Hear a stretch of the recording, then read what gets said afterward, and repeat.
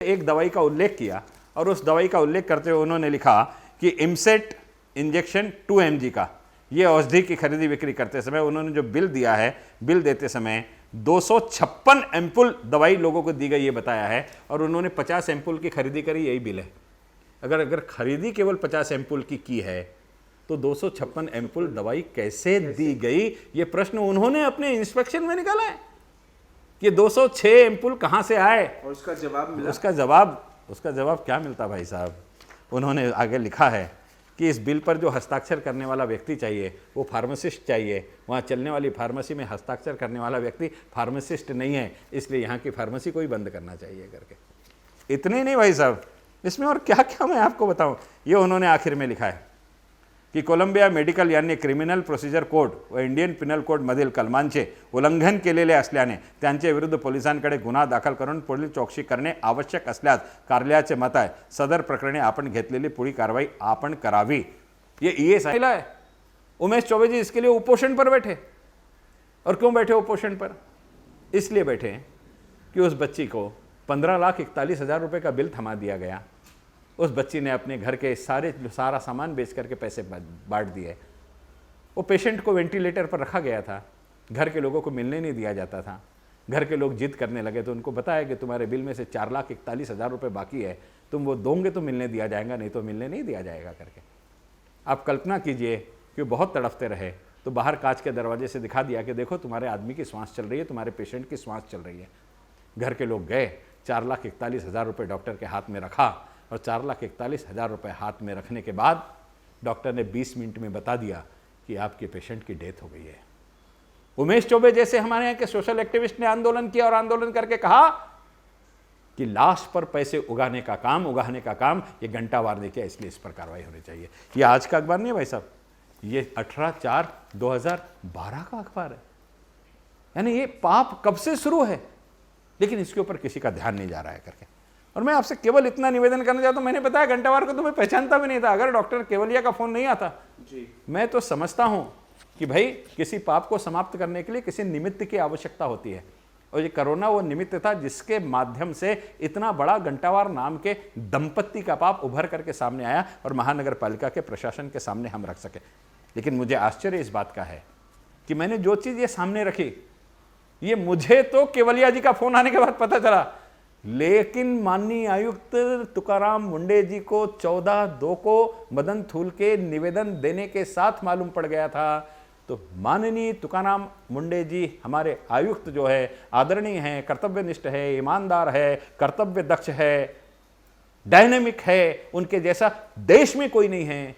वो व्यक्ति 14/2 से आज तक इतने डॉक्यूमेंटल एविडेंस होने के बाद चुपचाप क्यों बैठा रहा, और सभागृह ने जब उनके विरुद्ध में कार्रवाई करने का निर्णय लिया तो घंटावार दंपत्ति को शेल्टर करने के लिए प्रस्ताव को विखंडित करने के लिए उन्होंने क्यों भेजा? मुंडे जी की और घंटावार जी की क्या साठगांठ है, इस बात पर भी इस समाज में चर्चा होना नितांत आवश्यक है, और इस अधिकारी का असली चेहरा समाज के सामने आना भी नितांत आवश्यक है।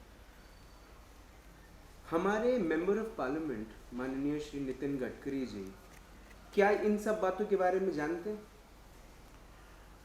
मैं अभी तक तो माननीय नितिन जी के पास इन विषयों को लेकर के नहीं गया था, लेकिन मैं आज स्वयं नितिन जी से मिल करके आया और इन सारे विषयों की जानकारी दी।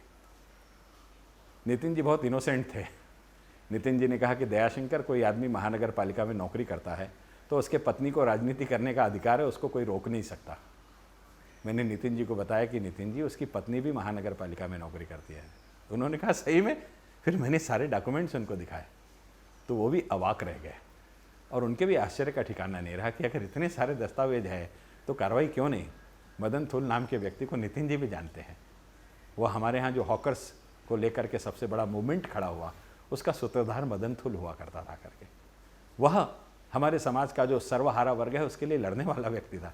इसलिए नितिन जी को जब मैंने सारी चीज़ें बताया तो वो अवाक रह गए, और उनके मुझसे एक ही शब्द निकला कि मुंडे का उससे क्या प्रेम है करके। आप कल्पना कीजिए। और उन्होंने कहा कि दयाशंकर अगर इतने दस्तावेज है तो ऐसे व्यक्ति पर कार्रवाई होनी चाहिए।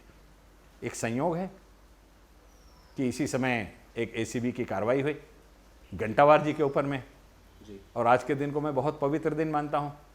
इसलिए पवित्र दिन मानता हूँ कि आज 23 जुलाई है। आज ही के दिन लोकमान्य बाल गंगाधर तिलक जी का जन्म हुआ था। आज ही के दिन चंद्रशेखर आज़ाद का जन्म हुआ था। अब मैं चंद्रशेखर आज़ाद के साथ चंद्रशेखर तिवारी इसलिए कह सकता हूँ कि मैं भी तिवारी और वो भी तिवारी, और मेरे पिता का नाम भी चंद्रशेखर। इसलिए मेरे लिए गर्व का दिन है कि आज के दिन मेरे न्यायालय ने फैसला दिया और घंटावार जी को जो जमानत मिली थी एसीबी के केस में, आज उनकी मिली हुई अग्रिम जमानत को रद्द करने का काम भी न्यायालय ने किया है। इसलिए घंटावार जी की उल्टी गिनती शुरू हो गई है। मुंडे जी कार्रवाई करे ना करे, न्यायालय घंटावार जी पर कठोर दंडात्मक कार्रवाई करेगा, ऐसा मुझे विश्वास है। और वहाँ ये यक्ष प्रश्न जरूर खड़ा होगा कि मुंडे जी को जब ये सारी जानकारी थी तो मुंडे जी ने ये क्यों नहीं किया, और हो सकता है कि इन सारे प्रश्नों का उत्तर देने के लिए मुंडे जी को न्यायालय के समक्ष खड़ा होना पड़े।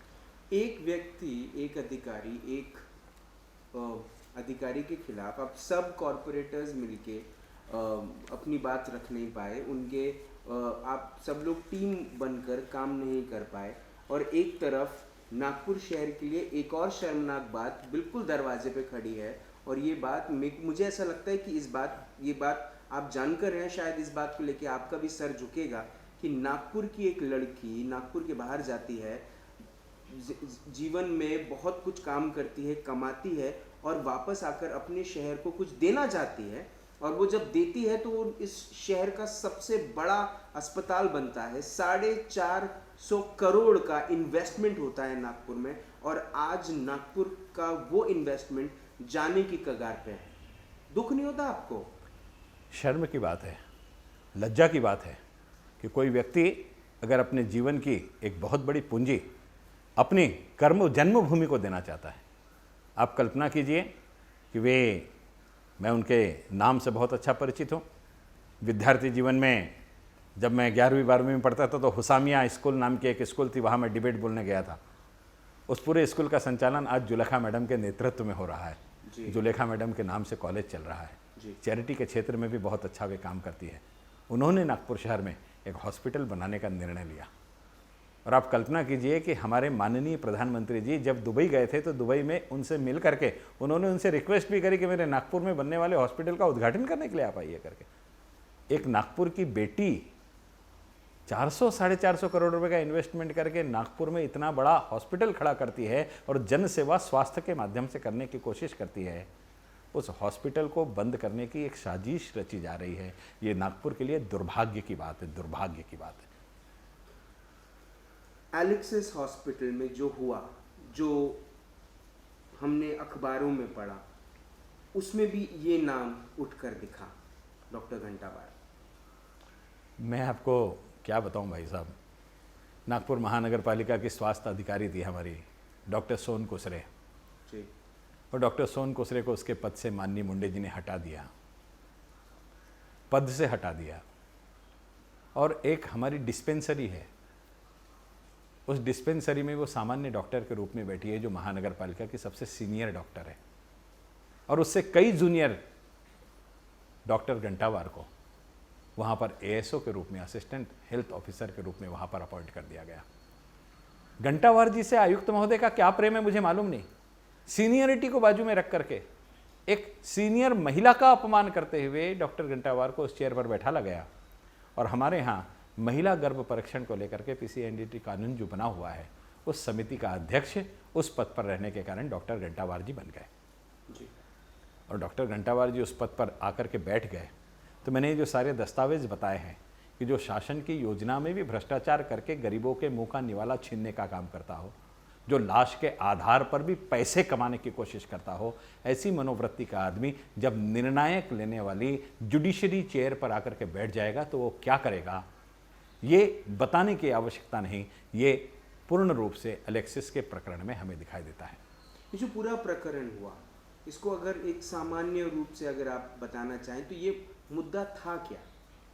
मैं सब इस प्रकरण की जानकारी 4 जून को मुझे एक फ़ोन आया, और मुझे फ़ोन आने का एकमात्र कारण यही था कि महानगर पालिका का 20 तारीख से 26 तारीख तक जो सभागृह चला उसमें मैंने डॉक्टर घंटावार को सस्पेंड करना चाहिए, इस प्रकार के एलिगेशन लगाए थे।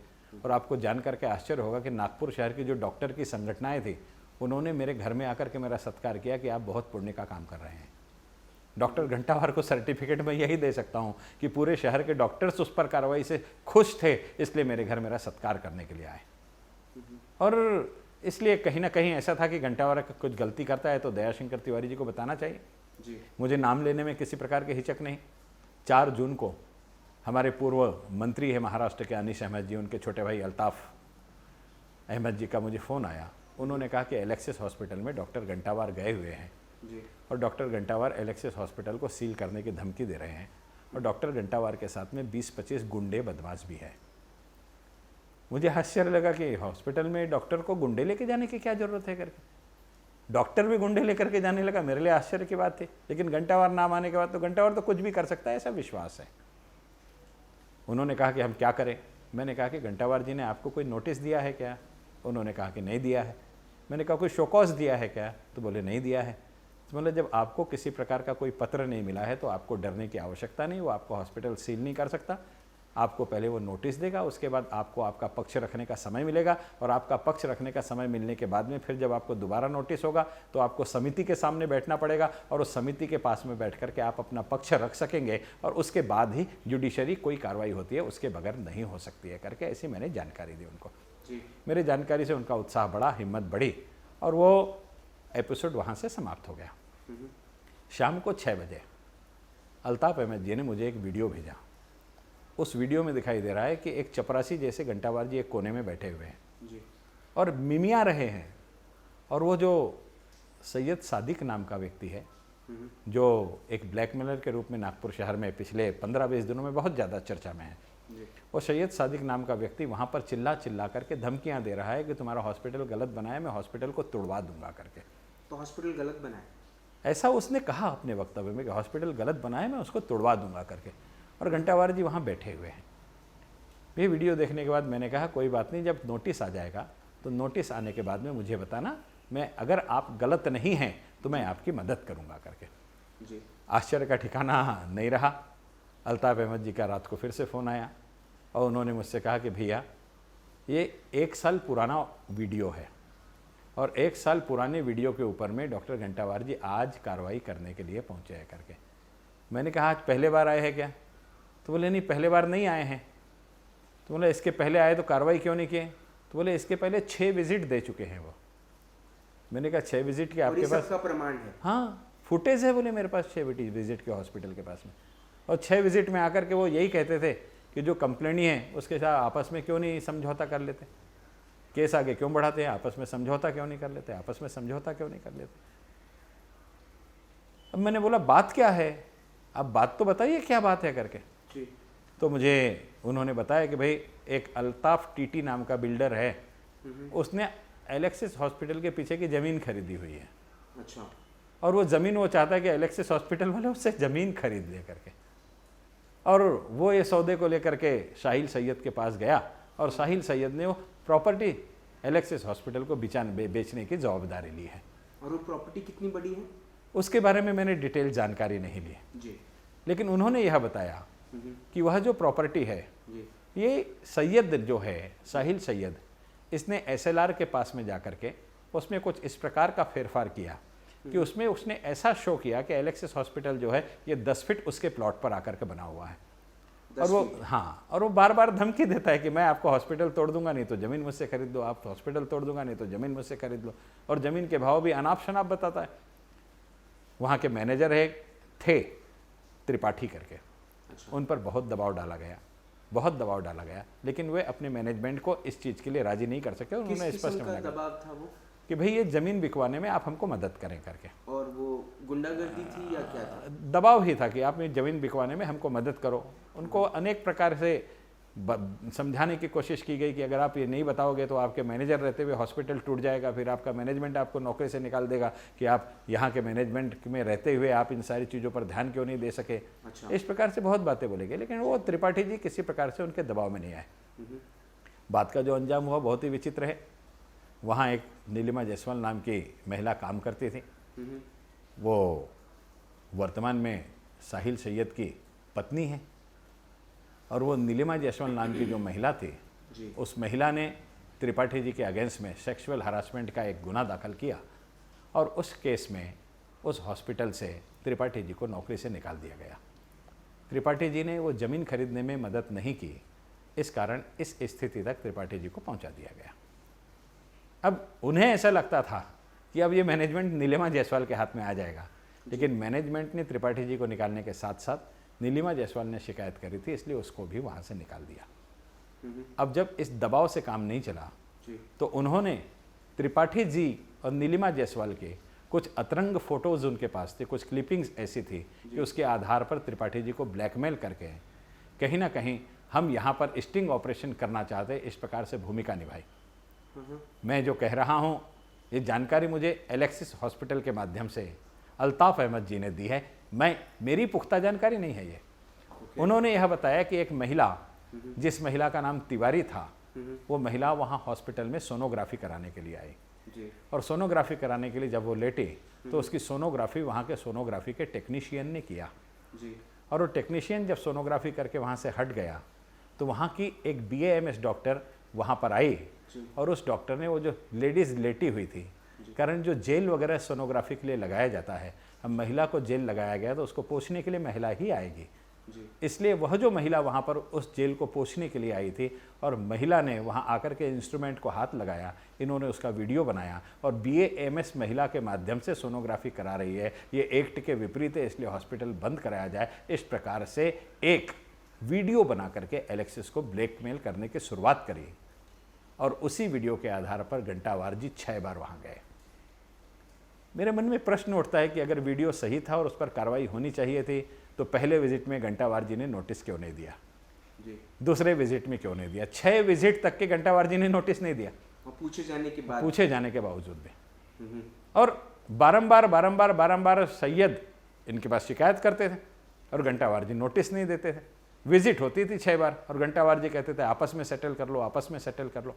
तो कहीं उस जमीन के सौदे में घंटावार जी भी तो इन्वॉल्व नहीं थे, उनका भी तो शेयर नहीं था, ये प्रश्न सामने आकर के खड़ा हो जाता है।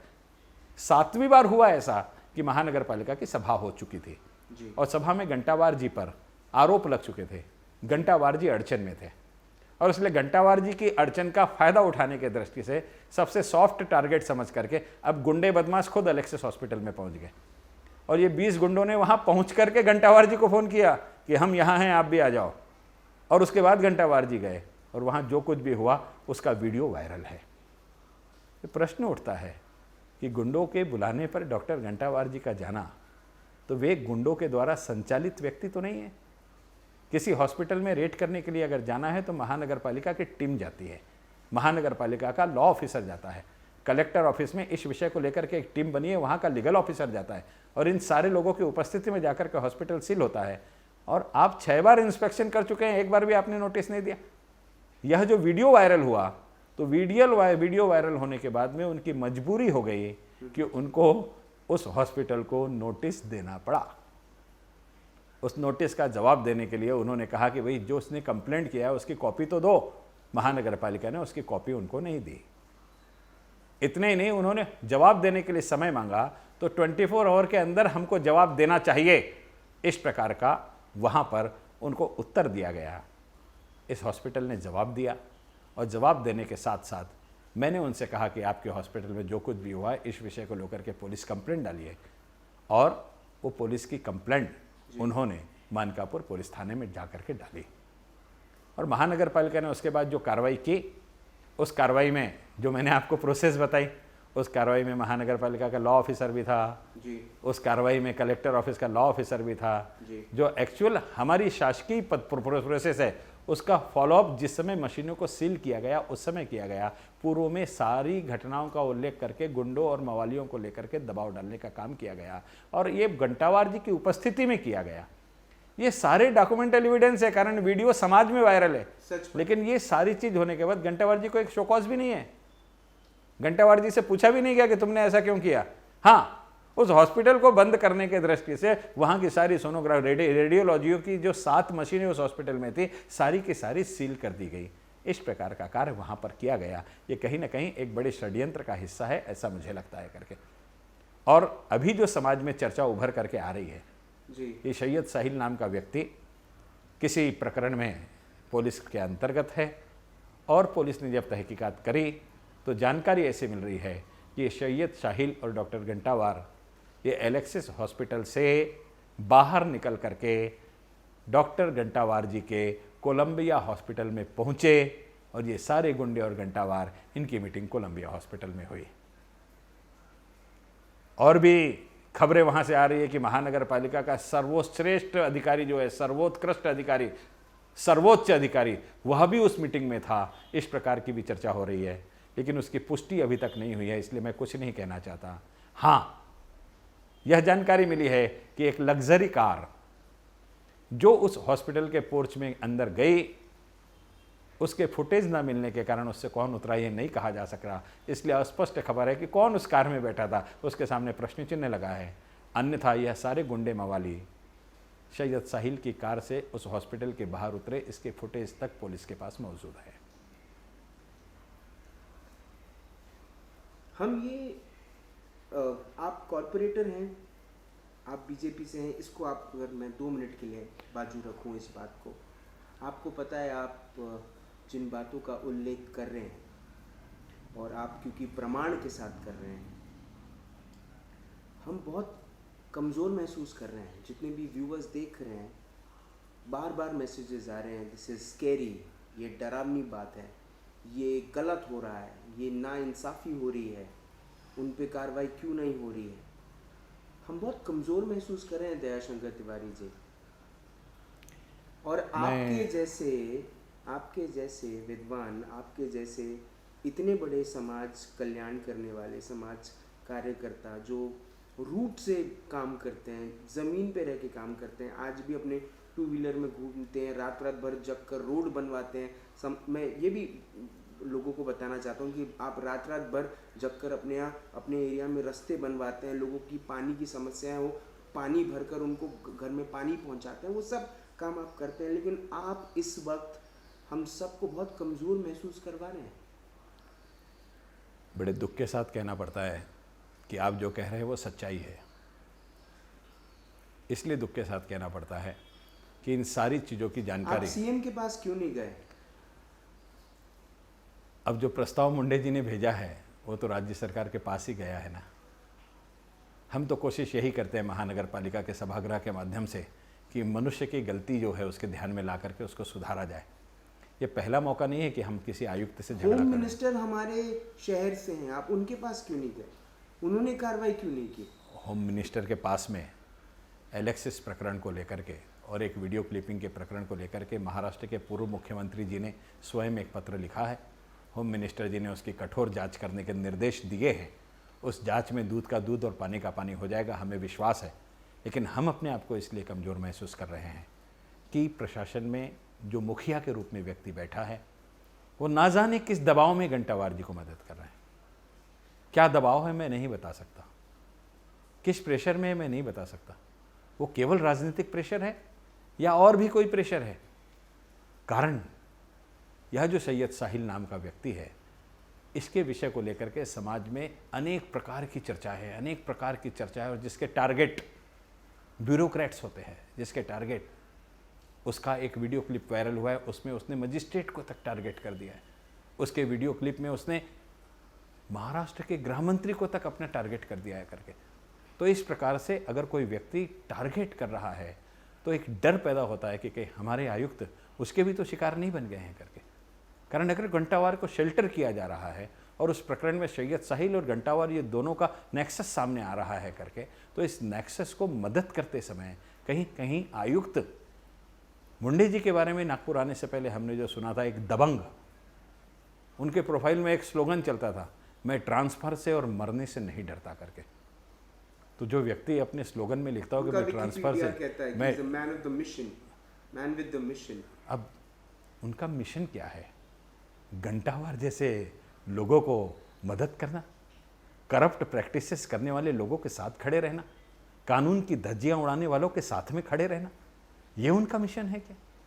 समझ में नहीं आता कि उनका विकिपीडिया जो कहता है उसके विपरीत मुंडे जी का नागपुर में व्यवहार क्यों है। अगर मुंडे जी नागपुर में आने से पहले बहुत सज्जन थे, बहुत अच्छे थे, डरते नहीं थे, निर्भीक थे, कानून के साथ खड़े रहते थे, गलत काम को समाप्त करने के लिए खड़े रहते थे, गलत कामों को जड़ से उखाड़ करके फेंकने का काम करते थे, तो वो मुंडे कहाँ खो गया है? वो मुंडे कहाँ खो गया है? हम उस मुंडे को देखना चाहते हैं, हम उस कर्तव्यनिष्ठ मुंडे को देखना चाहते हैं, हम उस ईमानदार मुंडे को देखना चाहते हैं, हम अपेक्षा करते हैं कि उनके अंदर का ज़मीर जागृत हो और इस भ्रष्टाचारी के विरोध में कम से कम इन बातों को सुनने के बाद तो जागृत होकर के कार्रवाई करे, बनिस्बत इस बात के कि भ्रष्टाचारी को संरक्षण देने के लिए राज्य सरकार के पास में उसके प्रस्ताव को विखंडन करने के लिए भेजे। ये कहीं ना कहीं प्रश्न चिन्ह खड़ा करती है कि क्या ये सैयद साहिल वाली बदमाशों की जो गैंग है उसके चक्कर में कहीं मुंडे भी तो नहीं आ गए हैं, उसकी गिरफ्त में कहीं मुंडे भी तो नहीं आ गए। ये सारे के सारे यक्ष प्रश्न ये एलेक्सिस का प्रकरण हमारे सामने छोड़ करके जाता है। और मैं तो पूरे नागपुर वासियों से निवेदन करना चाहता हूं कि एलेक्सिस एक स्वास्थ्य की सेवा में नागपुर शहर के लिए उच्च बिंदु स्थापित करने वाले स्थान है, वहां की सेवा को हम नज़रअंदाज नहीं कर सकते। और नागपुर की एक बेटी डॉक्टर बनने के बाद दुबई में जाकर के प्रैक्टिस करती है और अपने जीवन भर की पूंजी को एकत्रित करके 450 करोड़ रुपए का इन्वेस्टमेंट नागपुर में करती है, दिल्ली में नहीं, मुंबई में नहीं, हैदराबाद में नहीं, कलकत्ता में नहीं, नागपुर में करती है कि मेरी जन्मभूमि है, मेरे जन्मभूमि को मैं कुछ देना चाहती हूं। तो ऐसे प्रकरण में नागपुर की बेटी के इन्वेस्टमेंट को बचाने के लिए हम सारे लोगों ने सामने आना चाहिए। हम सारे लोगों ने लोगों के सामने आकर के मुंडे जी से प्रश्न करना चाहिए कि भाई अगर इस प्रकार का षड्यंत्र रचा जा रहा है तो इस षड्यंत्र के पीछे आप क्यों मददगार के रूप में खड़े, आप क्यों मददगार के रूप में खड़े। मैंने मेरे विद्यार्थी जीवन में पढ़ा है कि द्रौपदी के चीरहरण के लिए जिम्मेदार कौन, तो उसका उत्तर मिला चीरहरण करने वाला कतई जिम्मेदार नहीं है। जो चीरहरण को रोक सकता था वो मौन बैठा रहा, भीष्म पितामह वो उसके लिए जिम्मेदार है। आज एलेक्सिस का चीरहरण करने की कोशिश गुंडे बदमाशों के माध्यम से की जा रही है और भीष्म पितामह के रूप में अगर मुंडे साहब मौन रूप में बैठे रहेंगे तो इसका सारा का सारा दोष मुंडे साहब के मस्तक पर थोपा जाएगा। ये कहने में किसी प्रकार की अतिशयोक्ति मैं महसूस नहीं कर सकता, कारण कार्रवाई करने के अधिकार मुंडे साहब के पास सीमित है। नगर सेवक निवेदन कर सकता है, नगर सेवक विषय रख सकता है, नगर सेवक विषय को प्रशासन तक पहुंचाने का काम कर सकता है, लेकिन कार्रवाई करने के लिए एग्जीक्यूशन के सारे पावर प्रशासक के पास होते हैं और प्रशासक के रूप में मुंडे जी काम कर रहे हैं। इसलिए इस इन्वेस्टमेंट को बचाने के लिए मुंडे जी ने भी 2 कदम आगे बढ़ाना चाहिए। मैं इसलिए कह रहा हूं कि कोरोना के कार्यकाल में नागपुर महानगर पालिका के कर्मचारियों को लेकर के जितने भी वर्कशॉप का आयोजन हुआ वो सारे वर्कशॉप का आयोजन निःशुल्क रूप से एलेक्सिस हॉस्पिटल ने अपने प्रीमाइसेस में करके हमारी स्ट्रेंथ को बढ़ाने के लिए अपने सारे के सारे कर्मचारियों का योगदान दिया। हमारे कर्मचारियों को अपग्रेड करने के लिए एलेक्सिस हॉस्पिटल ने कोरोना के कार्यकाल में कोविड-19 में कोरोना योद्धा के रूप में हमारे कदम से कदम मिला करके हमको मदद किया। इसलिए संकट के समय में जो साथ दे उसके संकट में खड़ा होना ये सामान्य आदमी की जिम्मेदारी है। आप तो प्रशासक है, आप तो कमिश्नर है, आप तो आयुक्त है, आपके हाथ में वो कलम है जो कलम किसी दोषी को दंडित कर सकती है। उसका उपयोग कीजिए, उसका उपयोग कीजिए। कलम को शर्मिंदा मत होने दीजिए और अपने ज़मीर पर कम से कम ज़मीर पर तो विश्वास कीजिए कि कल जा करके आपका ज़मीर आपसे ना पूछे कि जब गलती हो रही थी उस समय मैं मौन क्यों था, मैं मौन क्यों था, मैं मौन क्यों था, ये आपसे आपका ज़मीर ना पूछे। कम से कम इन सारी बातों को सुनकर तो आप कार्रवाई करें, ऐसा मैं निवेदन करना चाहता हूँ। दयाशंकर जी, मैं माननीय श्री संदीप जोशी जी को बहुत सालों से जानता हूँ। उनका काम मैंने देखा है, मतलब फ्रॉम द टाइम उन्होंने पोस्टर लगाते थे वो बीजेपी के इलेक्शन के टाइम पे, मैं उनको तब से देखता हूँ। और उस समय से भी मेरे को एक चीज़ है कि जब भी अन्याय होता था वो जिसके साथ होता था वो उसके साथ खड़े होते थे और उसको न्याय दिलाते थे।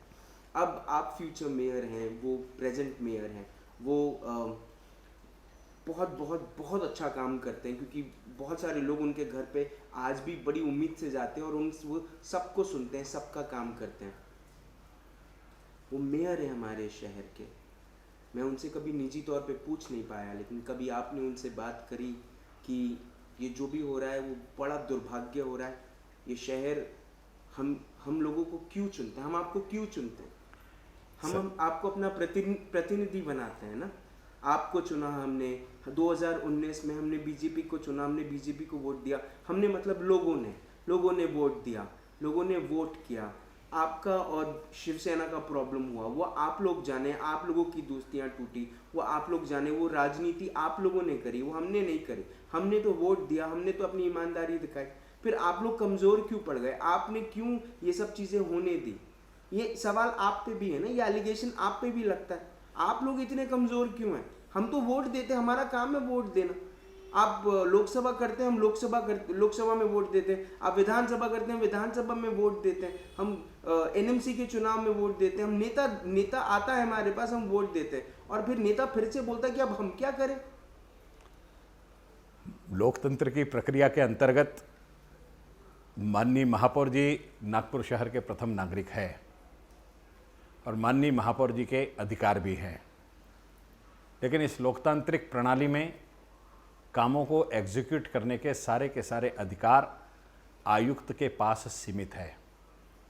केवल मेयर इन काउंसिल या जब महाराष्ट्र में लागू हुई थी और मेयर इन काउंसिल में जिस समय माननीय देवेंद्र जी फडणवीस नागपुर शहर के महापौर बने थे, केवल वह साल 1.5 साल का कार्यकाल ऐसा था कि महानगर पालिका का आयुक्त महापौर के सेक्रेटरी के रूप में काम करता था। उसके अलावा सारा कार्यकाल यह रहा कि महापौर के लिए गए निर्णय हो चाहे सभागृह के लिए गए निर्णय हो, इन सारे निर्णयों को लागू करना या नहीं करना ये अंतिम अधिकार कानून ने हमारे आयुक्त को दे करके रखे हुए हैं करके। और वर्तमान में जो कुछ चल रहा है वो देख करके ऐसा ही लगता है कि आयुक्त किसी के रिमोट से तो नहीं चल रहे हैं, आयुक्त किसी के रिमोट से तो नहीं चल रहे हैं। जनप्रतिनिधियों को जिस प्रकार से परेशान किया जा रहा है, बहुत दुख होता है। कल एक 13 साल के बच्चे ने मुझे फ़ोन किया और उस